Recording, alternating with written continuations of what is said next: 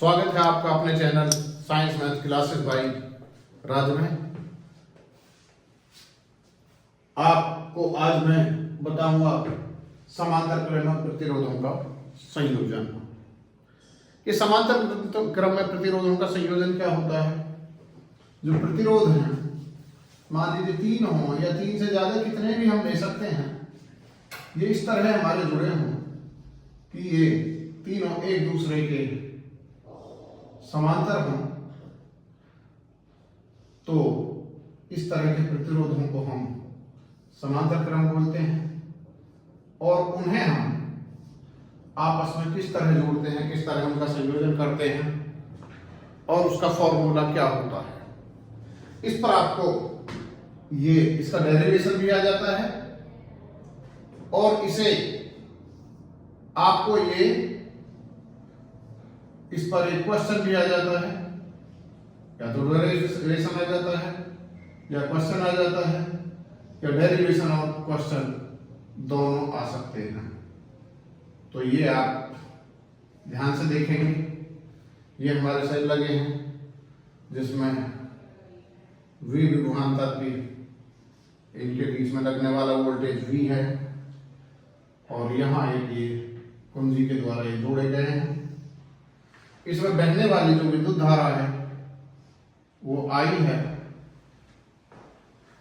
यहां मान लीजिए हमारा ये सिरा A है, ये सिरा B है। यहां जो AB सिरे के बीच वोल्टेज हमारा है वो ये ही जाएगा, यहां भी ये V जाएगा, यहां भी V रहेगा और यहां भी V रहेगा। लेकिन आप इसमें देख रहे हैं जो हमारी ये विद्युत धारा है I, यहाँ I है और यहां से ये जो I है ये 3 भागों में विभाजित हो गई है, एक यहाँ, एक यहाँ और एक यहाँ। तो ये मान लीजिए इसमें ये I1 बह रही है विद्युत धारा, इसमें I2 बह रही है और इसमें ये I3 विद्युत धारा बह रही है।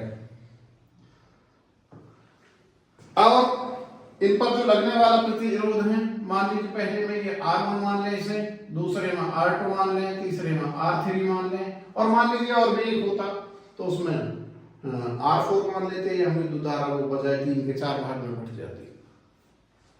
अब हम इसका जो V है, क्योंकि V बराबर बह रहा है, लेकिन हम यदि विद्युत धारा की इसमें बात कर रहे हैं तो विद्युत धारा इसमें ये यहाँ चित्र के अनुसार 3 भागों में बट रही है।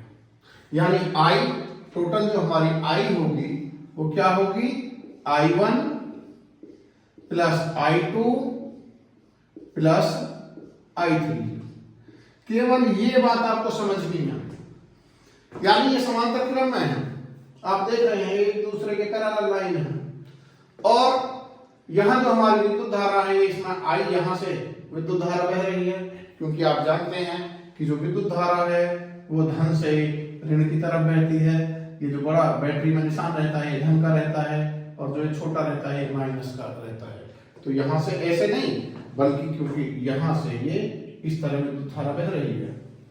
अब यहाँ ये विद्युत धारा इसमें I आ रही है और यहाँ ये विद्युत धारा A से जब हम यहाँ से चलते हैं तो यहाँ से विद्युत धारा 3 भागों में बट रही है, I1, I2, I3। यानी total I is equal to I1 plus I2 plus I3। ये बात आपके केवल समझने की है। और जो प्रतिरोध है R1, R2, R3 और जो वोल्टेज लग रहा है, जो यहाँ वोल्टेज है वही एक A सिरे पर भी वही है और B सिरे पर भी वही है और यहाँ सभी में ये बराबर वोल्टेज बह रही है। तो यहाँ से हम यहाँ से बाई ओम का नियम, ओम के नियम के अनुसार, ओम के नियम से या नियम के अनुसार आप सभी जानते हैं, हम पहले भी बता चुके हैं ओम का नियम क्या होता है। ये होता है V is equal to I R, और या I बराबर हम लिख सकते हैं V upon R, V upon R। अब हम यदि यहां देखें R1 के लिए तो यहां से I1 चित्र से यहां लिख देंगे आप, चित्र के अनुसार, चित्र से I1 बराबर आ जाएगा V अपॉन R1 I1। और यदि दूसरे यहां है तो I2 बराबर हो जाएगा हमारा V अपॉन R2, और यहां से I3 बराबर हो जाएगा, और I3 बराबर हो जाएगा V अपॉन R3। अब यहां ये इन सभी के मान यानी I1 I2 और I3 के मान समीकरण 1 में रखेंगे।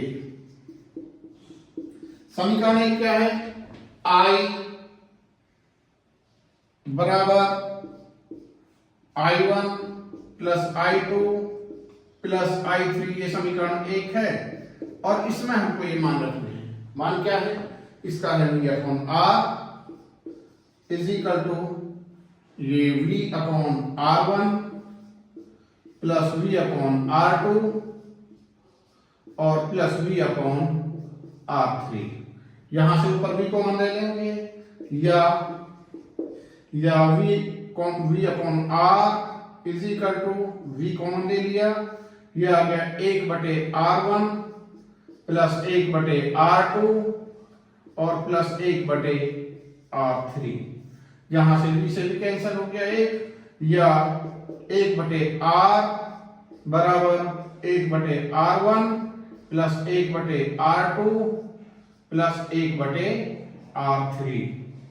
यही हमारा समांतर क्रम में प्रतिरोधों का संयोजन होता है, और इसी के साथ ही प्रतिरोधों का संयोजन भी खत्म है। इस पर हम और आगे जब अगली वीडियो में हमारे क्वेश्चन देखेंगे किस तरह क्वेश्चन करे जाते हैं। ये इस तरह श्रेणी क्रम में भी क्वेश्चन आ जाते हैं, समांतर क्रम में भी आ जाते हैं, और दोनों मिश्रित भी आ जाते हैं। यानी आपको चित्र दे दिया, उसमें श्रेणी क्रम भी दे दिया और समांतर क्रम भी दे दिया, तो उसे कैसे पहचानेंगे ये हम आपको अगली वीडियो में बताएंगे। Thank you.